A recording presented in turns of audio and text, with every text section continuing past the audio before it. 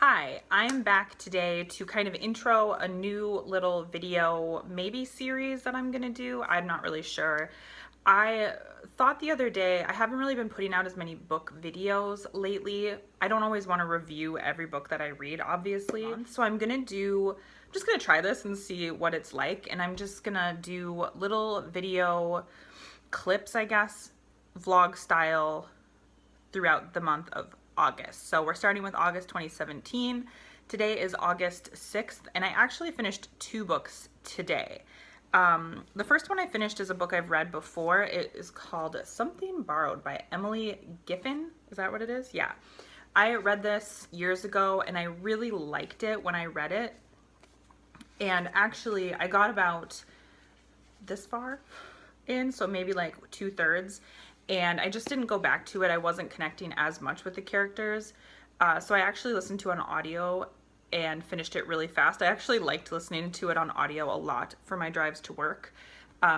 This is a very like chick lit. I hate that label, but also if you say that, people know exactly what you're talking about. It's about a story. There's a girl named Rachel and her best friend Darcy, who's kind of like obnoxious and competitive friend, and Rachel falls in love with and has an affair with her fiance and what ensues there. This was like a nice kind of light book, and I think that's why I liked listening to it on audio so much. I wouldn't recommend the audiobook, however, because I thought that the author, or not the author, the narrator isn't the best. I kind of felt like she should be reading like Charlotte's Web to me or something. Just very kind of cutesy or whatever, but I actually really liked this book, but also it's kind of like not a book I would necessarily tell everybody to read, if that makes sense. Like sometimes it's just nice to have these kind of palate cleanser type of books that are easy to digest and quick and kind of fun, I guess. So that's my first one. The second one is basically of the same vein. It is Anna and the French Kiss. I feel like I have heard about this so many times from people on BookTube and from people in my real life, and I had no interest. It's a young girl named Anna who has to go to a private school in Paris, and the people that she meets, and obviously there's some romance in it and all of that. But I actually really enjoyed reading this. It was such a, like, it's funny because Ariel Bissett on YouTube is the one that I have heard talk about this so much. So she was the one that I just pictured Anna as, and that's just how I do it. That I would actually be interested to know how other people interpret characters, because I literally, like, sometimes I pay attention to the description that's given by the author, but also sometimes I literally just make it up, and it's unintentional. It's not... It's just like what my brain does. So sometimes they look similar, and sometimes I'll have like, you know, a black person in mind when it's a white person or whatever, and I just kind of pick that. And so I pictured Ariel as Anna, and I think it actually maybe made me like it more, or maybe made it like I read it in her voice, kind of. I don't know. I don't know if that's like weird to admit that it's like some other person, because I do that all the time. I'll have people in my real life that I turn into characters in my books, but like on accident. I don't know. I'd be interested to know other people's opinions on that. But yeah, I liked this one. I have no interest in reading the other two. This was a fun one to read, and it was one I could chuck in my backpack and bring to work with me and read in downtime or on lunch or whatever, and it was very easy. So that is what I have finished so far.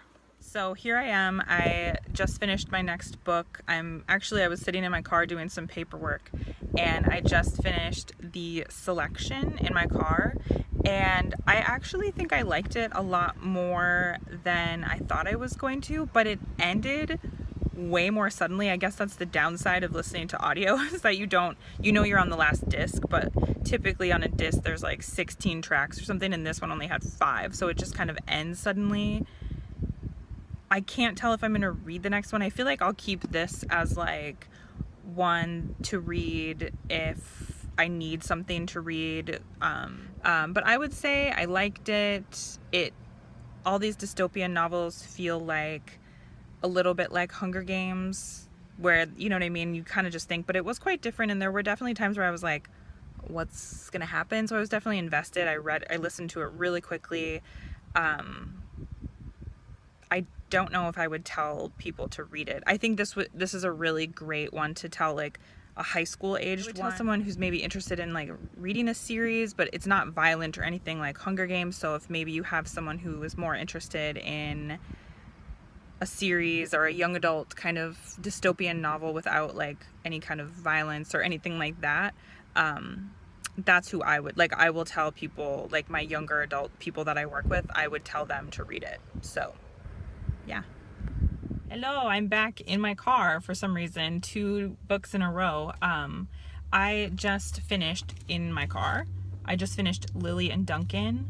My lighting is a little weird today. The eclipse is kind of happening right now, and it's like I just finished the last 25 pages of this, and I loved it so much. It was a little bit different than I thought it was going to be, because I kind of thought it was going to be 2 kind of weirdos, 2 people who didn't fit into like normal high school, middle school life, kind of getting together and helping each other, but it actually was a little bit different. They talked a lot about peer pressure and maybe not being so nice to the weirdos, even if you are yourself kind of an outsider. They talked a lot about like, being transgender. Lily is transgender, and wanting to actually start the process of transitioning and what that's like with within your family dynamic as well, and dealing with maybe like your parents' expectations. And Duncan is a young man who moves to Florida with his mom to live with his grandma, and kind of the social pressures he deals with and wanting to fit in and missing his friend Phineas, which becomes an important piece, and dealing with mental illness and tough times in his own life. It was really good. I would say that this is probably another one of my favorites that I've read this summer, and this whole year actually. It's really good. It's written like young adult. It's very easy to consume, but I think that it's definitely worth a read, especially if you did like books like George and If I Was Your Girl. Is that what it's called? Now I'm like blanking because of course I'm recording. So yeah, happy reading. Hello, it is August 31st and I am back with my final book review of the month. I finished this about 4 minutes ago. It's The Storied Life of A.J. Fikry. I actually really liked this cover with like the little BB on it. I was recommended this by one of my coworkers who really enjoys reading, and she just said she loved this. And I agreed. I felt like this was a very easy book to read. It's about a guy named A.J. Fikry, and he is a bookstore owner whose life is suddenly changed one year when someone leaves him a mysterious package. And I don't want to say too much about it, but it was really, really different than I was expecting. It's all in present tense, which is interesting, and it expands over his life. I thought this was so good. It was very like, it was kind of a cozy little story. And the thing I actually liked about it the most is that it has these little, before each chapter, like this is the first one, it has this little lamb to the slaughter rolled doll, and then it explains what the story is about and then why the character chose this, and you find out why these are in here towards the end of it. But it always is signed AJF, which is supposed to be like a note from our main character. But I enjoyed that, and I think if you're a book lover, you'll enjoy all the little random references and stuff like that. But yeah, I just thought this was it was like a really nice, cute little book. It didn't take me much time to read, but I really enjoyed it, and it was kind of a nice way to end the month. My favorite quote, I don't think I've said this in any of my books, but this chapter, "A good man is hard to find." And the quote is, "People tell boring lies about politics, God, and love. You know everything you need to know about a person from the answer to the question, what is your favorite book?" And I think that that's very true. And yeah, so I really loved filming these, and I think I'm going to definitely do it again next month, and probably for months to come. It just feels very fun to do kind of a casual,